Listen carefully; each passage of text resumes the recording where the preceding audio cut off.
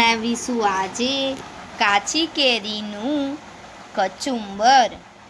કાચી કેરી લેવાની, ડુંગળી લેવાની, મરચું લેવાનું, ધાણા જીરું, મીઠું અને બુરું ખાંડ કરીને સૌ પ્રથમ આપણે છોલી દઈશું અને વોશ કરીને લેજો, કારણ કે ચીલ હોય હજુ તાજી કેરી આવી છે કાચી, તો ચીલ વધારે હોય તો વોશ કરી દેજો બરાબર સારું એવું।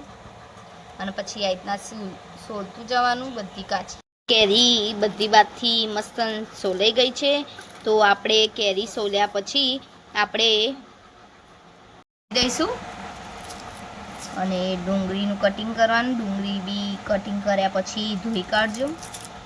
દેખો આ રીતના કાપી દેવાની કેરી, ટુકડા ટુકડા નાના નાના કરી દેવાના। આ ગોટલાને સાઈડમાં કાઢી દેવું, પછી નાના નાના ટુકડા કરી દેવાના કેરીના। આ રીતના ચીરીઓ પાડી દેવાની નાની નાની મસ્ત રીતે, અને પછી નાના નાના ટુકડા કરવાના।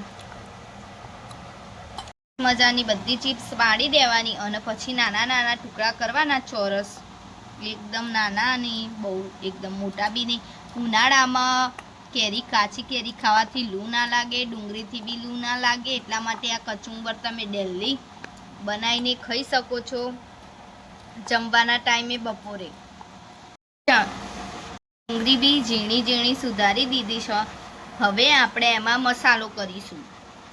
પ્રથમ આપણે મરચું એડ કરીશું, તમારે જરૂર હોય એટલું નાખી શકો, બહુ તીખું ના કરતા નકર ખાવામાં બહુ, કારણ કે ડુંગળી બી તીખી આવે। ધાણા જીરું એડ કરીશું, ડુંગળી બી તીખી આવે ને મરચું બી તીખું આવે। પછી આપણે મીઠું એડ કરીશું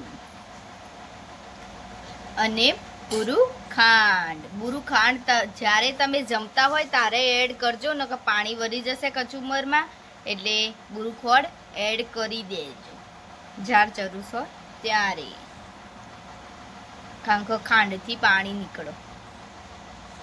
બધું મિક્સ કરી દેવાનું અને આપણું કચુંબર રેડી છે।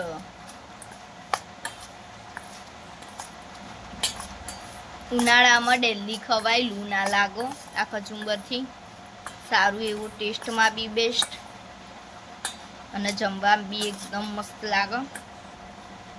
અને આવી રેસીપી ગમતી હોય તો તમે અમને DM કુકિંગ શોમાં લાઈક કરી દેજો, શેર કરી દેજો, સબસ્ક્રાઈબ કરી દેજો અમારી DM કુકિંગ શો ચેનલને।